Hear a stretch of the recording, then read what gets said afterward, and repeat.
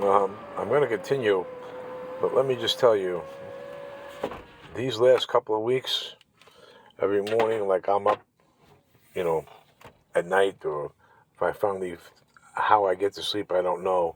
But from like 4 o'clock in the morning to like 8 o'clock in the morning, I'm just bugging out of my fucking brain. It's horrible that them switch me over to these meds.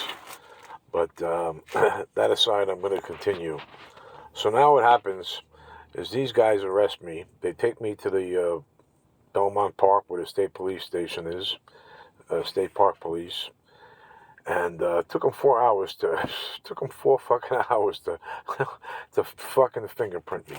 4 hours, I ain't lying, and I'm the only guy there, the only collar there. All right, and as I mentioned, what had happened is um, now they take me to go pick up my car. My car was impounded to Bangs in Amityville.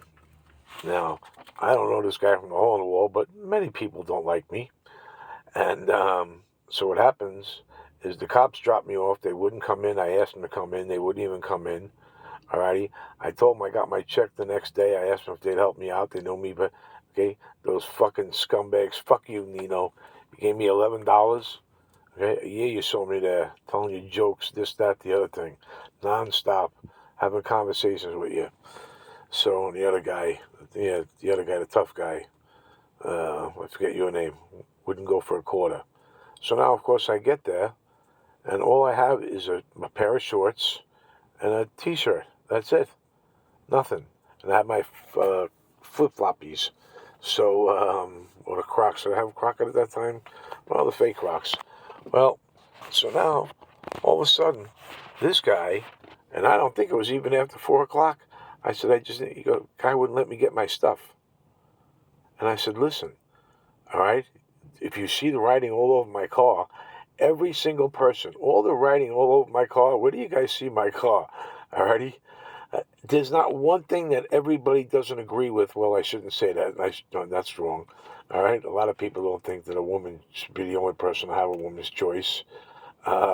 Everything else, 99% agree with everything that I had said. And at least I had the balls to put it on the car. So what transpires is the guy won't let me get my stuff. So I have no money. I got I didn't have any ID. I had nothing. Zero. I might have had my ID with me. I forget. I think so. I don't even remember. How about that?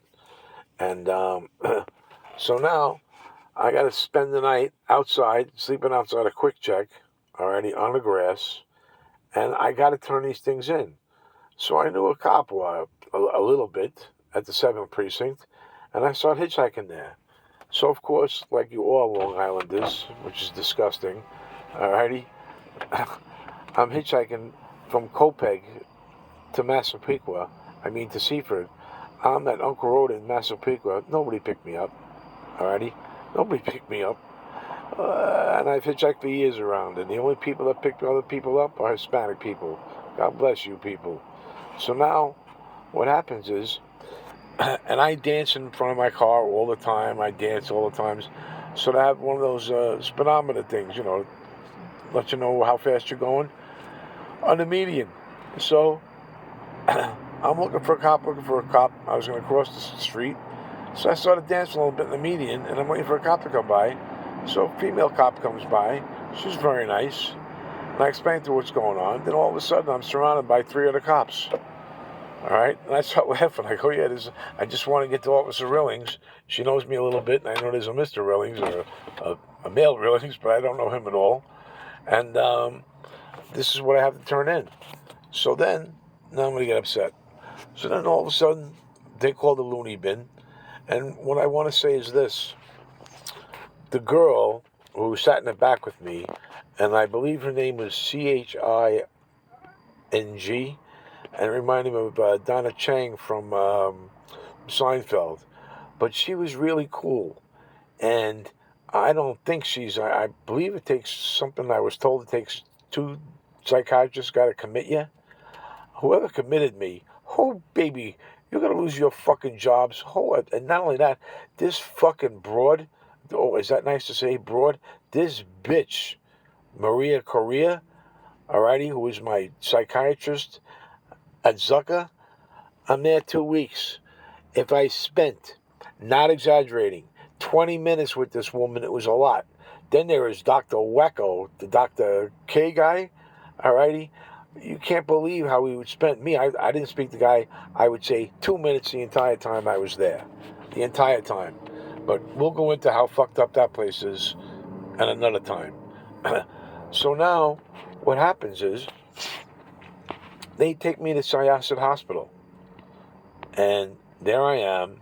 And, I'm being my funny self, so on and so forth, da-da-da. And I'm telling them, I go, listen, okay, look, called Nassau County Medical Center. I was just diagnosed last year, not bipolar, not paranoid. I don't hear voices, so on and so forth. Yes, anxious, yes, that's what I am. I said, so you got to let me go. So I asked them, am I under arrest here? And they said, well, no. I says, well, then I'm leaving. And they wouldn't let me go. So now there's like 8 people now in the room. And so I'm begging them. I go, listen, I'm begging them. Just call Dr. Fidusha or whoever it was over there. Call Nassau County Medical. I beg you. There's my release papers. Please. Now I got to ask them to listen to the Nurse Murderer recordings. And all of a sudden, they listen to it. Alrighty? And now this lady keeps on interrupting. There was 2 witches in there. The one, and I don't know if this is legal or not, okay? But I told them, I don't take any other medication but Paxil and Benadryl. That's it. It stopped my anxiety attacks for 20 years. I said I've never been in trouble while homeless for 10, 11 years. Not fucking once. All right? That's the bottom line. I'm not taking anything else. So she says, okay, can we give you a shot of Benadryl? Calm you? I go, yeah. Turns out she shot me up with something else. Okay? I believe it was not Benadryl. All right? Believe me. So, and it's not often I'm wrong, but that's something I actually could be wrong about. But now they're listening to the tapes, and all of a sudden they start freaking out. And the tapes have only been seen like 60 times already. I don't know how it hasn't been thousands. So I start crying because I cry. All right?